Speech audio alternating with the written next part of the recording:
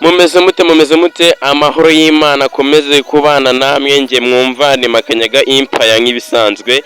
Kora subscribe kuri channel Makanyaga Empire ujye ubasha kubona filime nyarwanda, komedi nyarwanda tuba tubagezaho n'ibiganiro bya hato na hato. Ambo ku munsi udasanzwe rero, ku munsi w'ibyishimo ewana ku nsinze mbo uyu munsi rero tukaba twitabiriye derby igiye guza ikipe ya APR n'ikipe ya Lion Sport.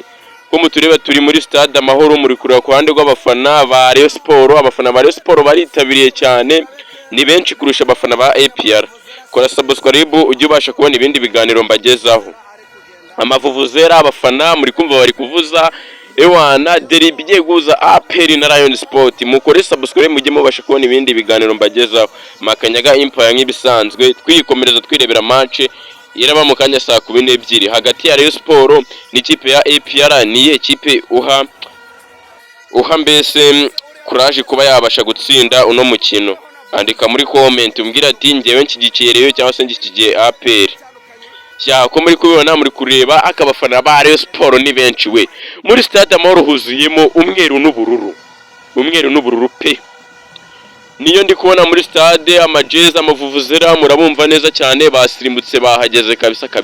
Kora subscribe ubundi dukomeze kubana nge wumva ni Makanyaga Empire nk'ibisanzwe. Murakoze cyane. Mu kanya saa 12 twimanukira kuri match.